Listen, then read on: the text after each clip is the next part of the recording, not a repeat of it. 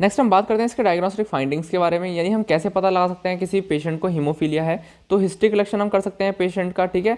Patient से पूछ सकते हैं कि किसी और को भी था ये दिक्कत, किसी और को भी दिक्कत है, ठीक है। फिजिकल एग्जामिनेशन हम कर सकते हैं पेशेंट के, कहीं चोट लगी हुई है, कहीं से ब्लड आ रहा है और रुक नहीं रहा है, ठीक है। उसके बाद है prothrombin time and bleeding time हम चेक कर सकते हैं, ठीक है।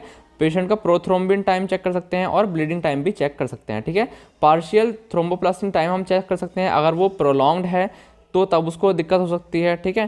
प्रोथ्रोम्बिन कंजप्शन टाइम अगर कम है तब उसको दिक्कत हो सकती है, ठीक है। उसके बाद जीन एनालिसिस हम कर सकते हैं, यानी कैरियर स्टेट में। कैरियर स्टेट कौन सी होती है, तो देखो जो फीमेल है, अगर वो फीमेल क्या है, प्रेग्नेंट है, तो हम उस फीमेल को ही चेक कर सकते हैं कि वो फीमेल क्या है, हीमोफीलिया की कोई भी क्या कहते हैं कैरियर तो नहीं है, ठीक है। उसमें हम डिटेक्ट कर सकते हैं उस स्टेट में। उसके बाद है फॉर पेरेंटल डायग्नोसिस, हम क्या कर सकते हैं, पेरेंटल डायग्नोसिस कर सकते हैं, ठीक है। नेक्स्ट हम बात करते हैं इसके मैनेजमेंट के बारे में। तो इसका हम मैनेजमेंट कैसे कर सकते हैं, ठीक है, ट्रीटमेंट कैसे कर सकते हैं। तो prompt early appropriate treatment is a की टू प्रिवेंटिंग मोस्ट कॉम्प्लिकेशंस, ठीक है। यानी एक सही ट्रीटमेंट और जल्दी ट्रीटमेंट क्या कर सकता है, इस बीमारी के कॉम्प्लिकेशंस को बचा सकता है, ठीक है।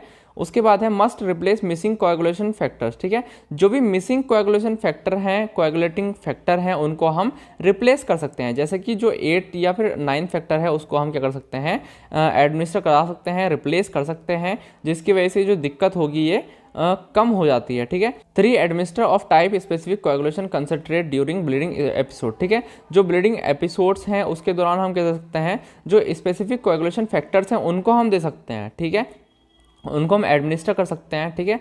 नेक्स्ट है इसमें factor 8 made from cryoprecipitate monoclonal और सॉल्वेंट डिटर्जेंट प्योरीफाइड, ठीक है। जो फैक्टर 8 होता है वो कैसे बनता है, तो क्रायोप्रेसिपिटेट मोनोक्लोनल से बन सकता है और सॉल्वेंट डिटर्जेंट प्योरीफाइड से बन सकता है, ठीक है। इसको भी हम क्या कर सकते हैं, दे सकते हैं पेशेंट को, ठीक है। Monoclonal concentrate are the cleanest because most virus extraneous protein have been remove, ठीक है। देखो जो मोनोक्लोनल कंसंट्रेट होता है वो क्या है, क्लीनेस्ट, बहुत ज़्यादा क्लीनेस्ट होता है, ठीक है।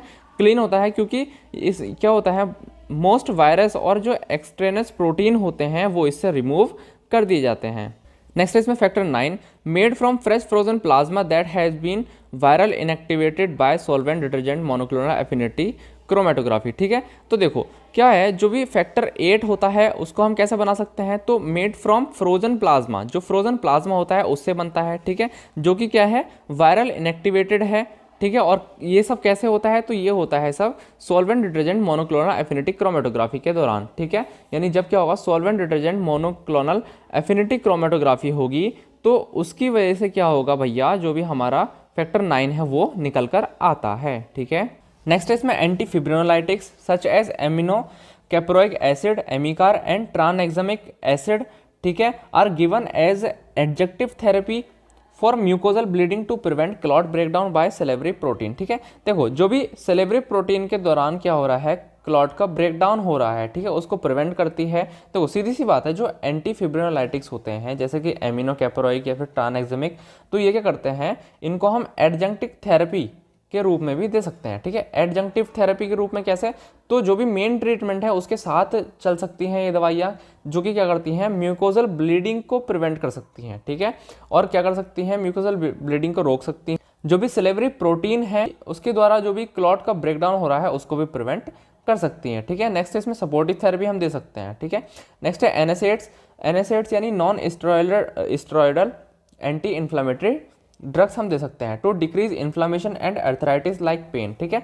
क्या करने के लिए, इन्फ्लामेशन को और अर्थराइटिस लाइक पेन को कम करने के लिए हम क्या कर सकते हैं, एनएसएड्स प्रोवाइड कर सकते हैं, ठीक है, जो कि किसकी वजह से होती है, यानी जो भी अर्थराइटिस और इन्फ्लामेशन वो किसकी वजह से होता है, क्रॉनिक हिमेर्थ्रोसिस की वजह से होता है, ठीक है। They must be used with caution because some types and higher doses interferes with platelet adhesion, ठीक है। इसको हम क्या देते हैं, कॉशन की तरह देते हैं, ठीक है, यानी कॉशन के साथ देते हैं, क्योंकि जो पेशेंट को अगर इसकी हायर डोज दे दी जाती है तो इसकी वजह से प्लेटिलेट एडिहेंशन भी हो सकता है। नेक्स्ट है इसमें physical therapy to prevent contracture and muscle atrophy, this include exercise, whirlpool and injury, ठीक है। तो फिजिकल थेरेपी हम दे सकते हैं पेशेंट को, ठीक है, जो कि क्या करती है, कॉन्ट्रैक्चर को प्रिवेंट करती है और मसल एट्रोफी को प्रिवेंट करती है। कॉन्ट्रैक्चर क्या होता है, तो जो भी टाइटनिंग है, ठीक है, मसल्स में, टेंडन्स में, लिगामेंट्स में या फिर स्किन में जो भी फिक्स्ड टाइटनिंग है वो नहीं हो पाती है, ठीक है। यानी मान लीजिए कोई मसल्स हैं वो अकड़ जाती हैं, उनका अकड़ जाना बिल्कुल, तो वो चीज़ नहीं हो पाती है। मसल एट्रोफी नहीं हो पाती है, ठीक है, फिजिकल थेरेपी की वजह से, तो वो उसकी वजह से प्रिवेंट हो सकता है, ठीक है। This include exercise, whirlpool and injury, ठीक है। इसमें जो फिजिकल थेरेपी है इसमें आती है एक्सरसाइज, व्हिर्लपूल और इंजरीज, सॉरी यहाँ पर इंजरी की जगह आइसिंग है, ठीक है, आइसिंग लिख लेना, इंजरी नहीं है यहाँ पर, आइसिंग है, ठीक है। तो आइसिंग हम कर सकते हैं जिसकी वजह से क्या होता है, ये सारी दिक्कत का सामना हमें कम करना पड़ता है या फिर हम बचा सकते हैं इन दिक्कतों को होने से। नेक्स्ट है orthotics, to prevent injury to affected joint and to help resolve haemorrhage, ठीक है। तो ये क्या करती है, जो भी अफेक्टेड जॉइंट में इंजरी हुई है उसको प्रिवेंट करती है, ठीक है, उसको उसमें होने से प्रिवेंट करती है, और जो भी हेमरेज है उनको रिजॉल्व करने में भी हेल्प करते हैं ऑर्थोटिक्स, ठीक है। ऑर्थोटिक्स डिवाइसेस होती हैं, ठीक है।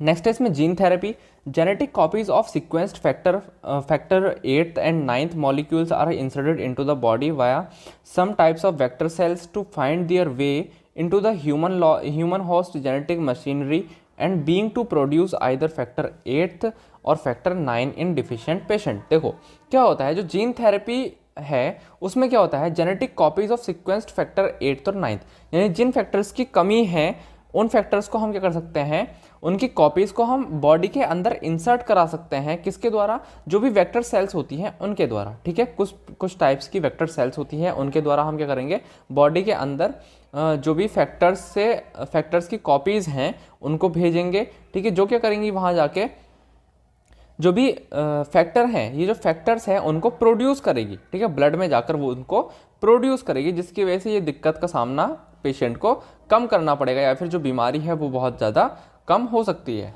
नेक्स्ट हम बात करते हैं इसके कॉम्प्लिकेशंस के बारे में, ठीक है। कॉम्प्लिकेशंस कौन कौन से होते हैं, तो देखो एयरवे ऑब्स्ट्रक्शन हो सकता है जो कि हेमरेज की वजह से हो सकता है, ठीक है। यानी क्या है, अगर नेक और फेरिंग्स में हेमरेज हो जाता है तो उसकी वजह से एयरवे ऑब्स्ट्रक्शन हो सकता है, ठीक है। रिपीटेड हेमरेज में produce degenerative joint changes with osteoporosis and muscle atrophy, ठीक है। अगर रिपीटेड हेमरेज हो सकता है पेशेंट को, ठीक है, जिसकी वजह से डीजनरेटिव जॉइंट चेंजेस होंगे, ठीक है, ऑस्टियोपोरोसिस हो सकता है पेशेंट को और मसल एट्रोफी भी हो सकती है, ठीक है। नेक्स्ट इसमें intestinal obstruction caused by bleeding into intestinal walls और पेरिटोनियम, ठीक है। इंटेस्टाइनल ऑब्स्ट्रक्शन हो सकते हैं ब्लीडिंग की वजह से, अगर इंटेस्टाइन में या फिर इंटेस्टाइनल वॉल में ब्लीडिंग हो रही है या फिर पेरिटोनियम में ब्लीडिंग हो रही है तो उसकी वजह से इंटेस्टाइनल ऑब्स्ट्रक्शन भी देखने को मिलते हैं। तो आज हमने कवर किया हीमोफीलिया, जो कि पीडियाट्रिक्स का एक टॉपिक था। उम्मीद करता हूँ ये टॉपिक आपको समझ में आया होगा। अगर आपको ऐसा लगता है कि मैं बहुत ही ज़्यादा तेज़ पढ़ाता हूँ तो कमेंट बॉक्स में ज़रूर बताइएगा। वीडियोज़ में अगर आपको कोई भी कमी लगती है या फिर मेरे समझाने में कोई भी कमी लगती है तो भी आप बता सकते हैं। अगर आपको ये वीडियो पसंद आई है तो इस वीडियो को लाइक करें। कोई भी क्वेरी हो तो कमेंट बॉक्स में पूछ सकते हैं। नर्सिंग सब्जेक्ट्स को पढ़ने के लिए और नर्सिंग कॉम्पिटिशन को पढ़ने के लिए सब्सक्राइब करें। Thank you.